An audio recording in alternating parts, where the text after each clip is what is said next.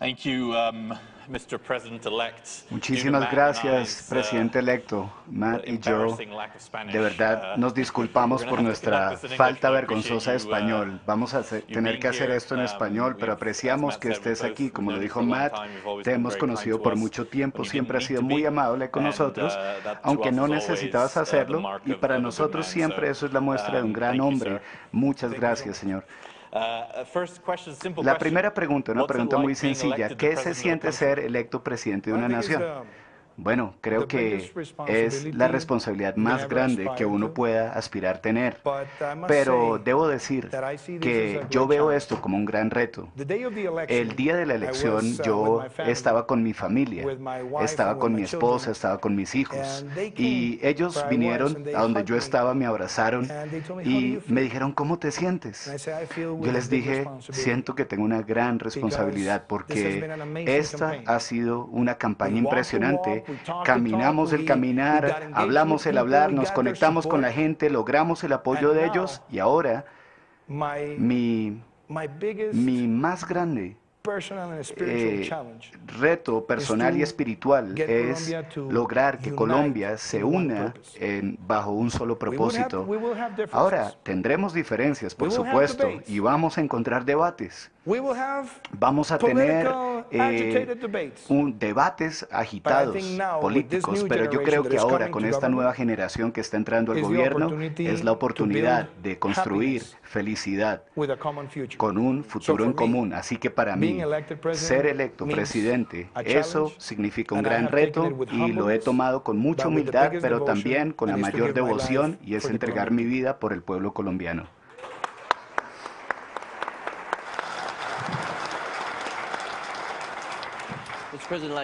Señor presidente electo, quiero hacerle una pregunta que es específica para Colombia, pero también quiero hablar globalmente porque hay enormes cambios que se están dando en el mundo políticamente, como lo hemos visto en los últimos años y también se van a ver más.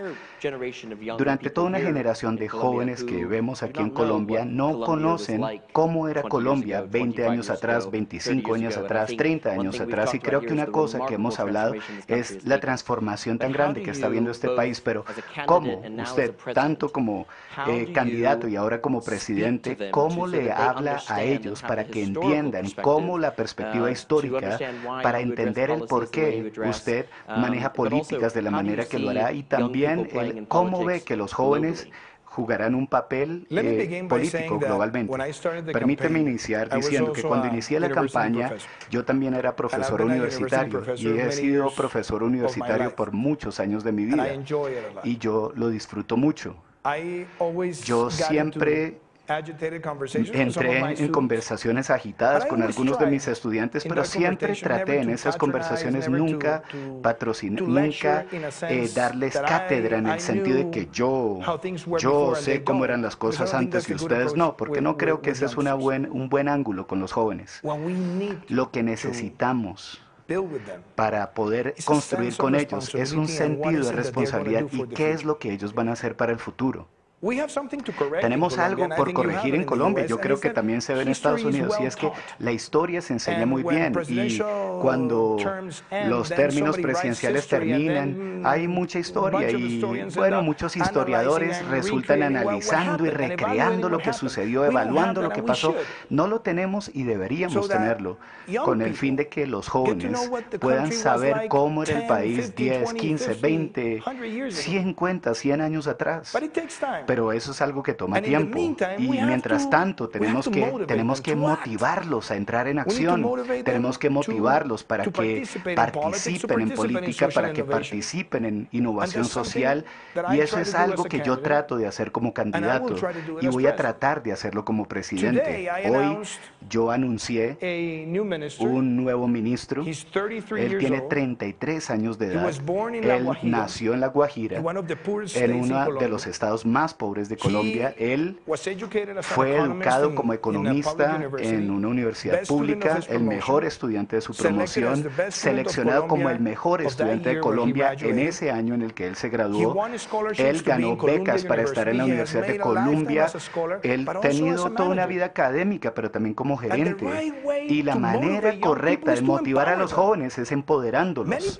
Muchos políticos simplemente hablan de los jóvenes, pero nominar a un joven de 33 años para que asuma el sector de vivienda de Colombia porque él tiene el conocimiento, la capacidad, el liderazgo, yo creo que esa es la manera correcta de motivar. Y esto es algo que yo quiero hacer con este tiempo como presidente. Hay gente con más experiencia y también vamos a dar el derecho, el apoyo correcto a aquellos que han hecho las cosas bien y que van a hacer cosas bien para su país. Yo creo que esa es la mejor manera en que podemos motivar a los jóvenes hoy en día. Debo decir contigo plenamente, yo creo que... We won't tell you who it is, but... Mr. President, President-elect, sorry, one too many syllables for now. Turning to sort of a more practical matter, I think un tema más práctico. Yo creo que la pregunta que se nos hace a nosotros al viajar al mundo con respecto a Colombia, la primera pregunta que nos tienden a hacer como resultado de la elección, los inversionistas internacionales nos preguntan, es con respecto al acuerdo de paz firmado por el gobierno previo. ¿Nos puedes contar un poco de cómo es tu panorama al avanzar con este tema? Bueno, yo debo decir que el error más grande que cometimos como sociedad sucedió en el año 2014. Y sucedió porque la paz se convirtió en el tema de la campaña presidencial. Y luego, con el fin de se convirtiera en un asunto diferenciador, algunos fueron llamados enemigos de la paz y otros amigos de la paz. Y yo creo que eso fue un error, porque en Colombia todos somos amigos de la paz.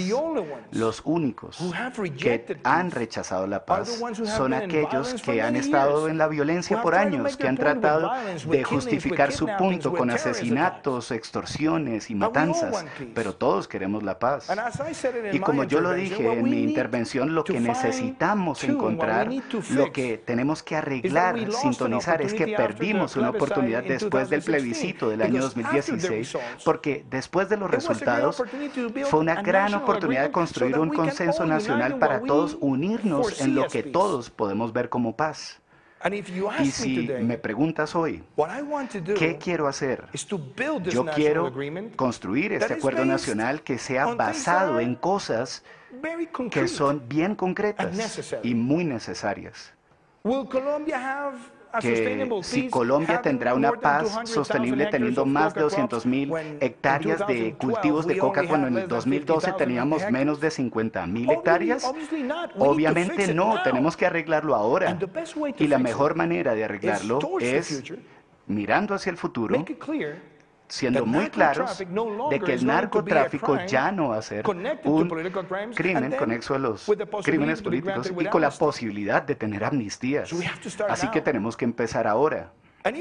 Y aunque los miembros de las FARC tengan un sentido genuino de que ellos quieren de verdad la paz, pues no hay problema con eso.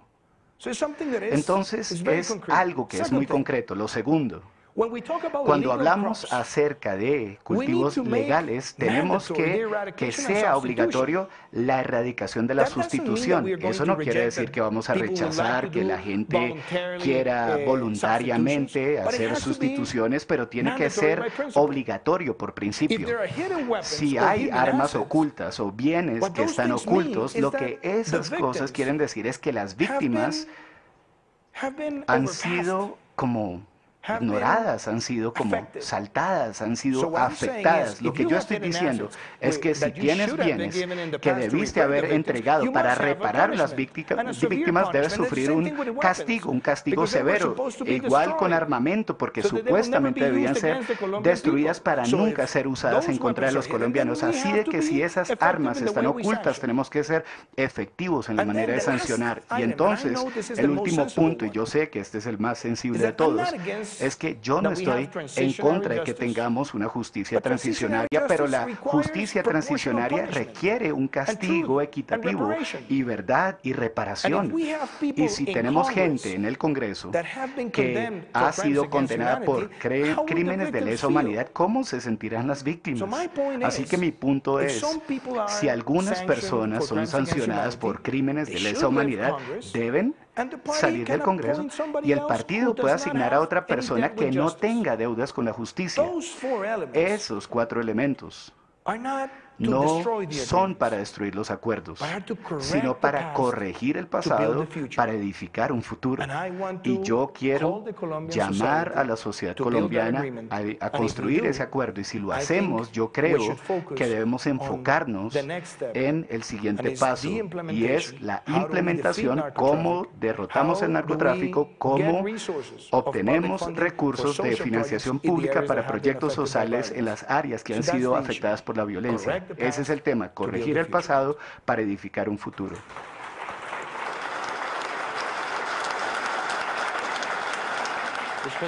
Señor presidente electo, recientemente estuviste en los Estados Unidos y me pregunto si puedes comentar un poco sobre cómo defines la relación exitosa entre Colombia y los Estados Unidos. Debo contarte una historia. Cuando yo llegué, cuando fui a la Casa Blanca, fui invitado a la sala Roosevelt, donde el vicepresidente Pence vino a saludarme. Él entró a la sala y empezamos una conversación acerca de Colombia y Estados Unidos.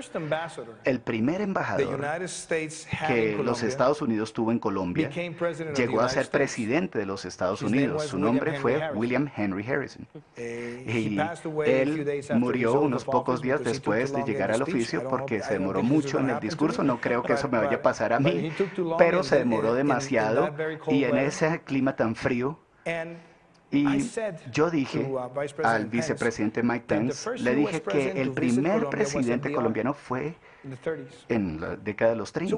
Así que empezamos a tener toda una conversación de las relaciones bilaterales y le dije, el bien más valioso que tenemos en la relación con los Estados Unidos es el apoyo bipartidario. Hemos recibido mucho apoyo de los demócratas y de los republicanos y es algo que debemos mantener, es algo que tenemos que fortalecer en el comercio, en inversión, colaboración en seguridad. Así que yo salí de la Casa Blanca, tuve una gran reunión con el vicepresidente Pence, con Gina Haspel, la directora del CIA, con el SAR antidrogas y con el secretario Pompeo, con miembros del Congreso también. Y yo puedo decir con mucha gratitud y con mucha felicidad que esa relación va a ser más fortalecida en estos años venideros. Y también creo que tenemos que fortalecerla pensando en los problemas hemisféricos. Todos los países latinoamericanos que han firmado el Charter Interamericano, todos los que han firmado esa declaración para definir democracia, todos tenemos que trabajar de la mano con todas las medidas diplomáticas con el fin de que en Venezuela llegue un fin a esa dictadura y que se abra el llamado a elecciones libres y abiertas. Así que nuestra relación no es solo bilateral, sino también multilateral, y eso es algo que va a funcionar desde el día 1 de mi administración. Señor presidente electo, al hacer el cierre, ¿nos puedes contar un poco acerca de cómo ves tú la situación de Venezuela? En la mente de muchas personas, como lo dijimos en nuestro video, un problema local con consecuencias globales. ¿Sabes? Yo siempre trato de describir la situación de lo que está sucediendo en Venezuela y lo que está pasando en el vecindario. Y algunas personas me han criticado en el pasado porque dicen, ¿por qué te involucras tanto en lo que está pasando en Venezuela? Bueno, es una cuestión de coraje, también de principios, y es el mismo caso, como si tú vivieras en un condominio y tu vecino, el que vive al lado, todas las noches le da una golpiza a su esposa, a sus hijos, y usted escucha cómo gritan y todo lo que pasa al lado. Pues, ¿cuál debe ser su actitud el siguiente día? Ay, abrirle la puerta en el ascensor, ser amable y como que nada pasó, o moralmente denunciar lo que está pasando.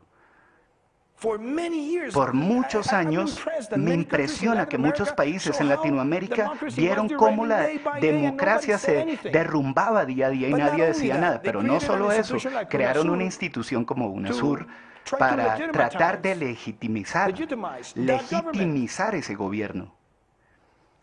Y eso simplemente es increíble. Y las consecuencias del silencio de muchos países lo estamos viendo ahora mismo. Un deterioro económico que es horrible, está destruyendo a familias. La prensa libre ya ni siquiera existe. La inversión privada totalmente destruida. Hoy en día, todos tenemos que trabajar. Y todos tenemos que usar todas las medidas diplomáticas con el fin de presionar al gobierno, de llamar a que hayan elecciones libres. Y yo voy a remover a Colombia de UNASUR y espero que otros presidentes suramericanos hagan lo mismo.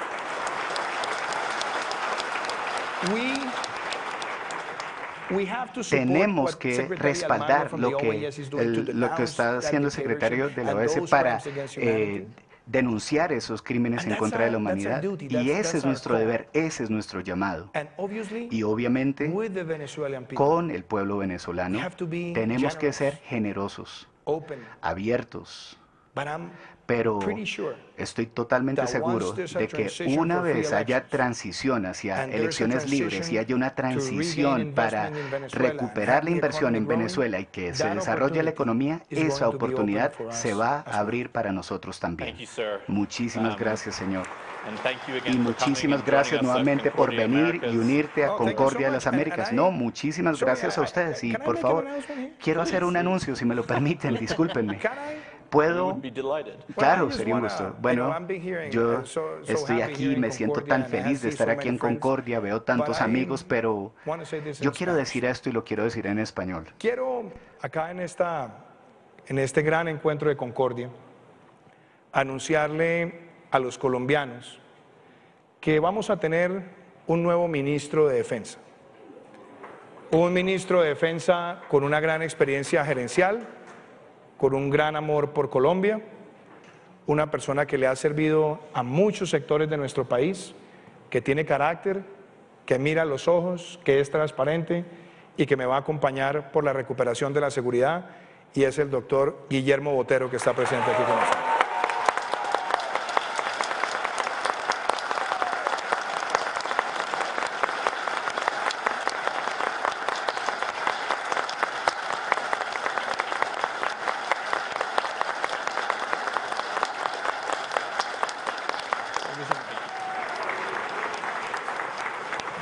Muchísimas gracias.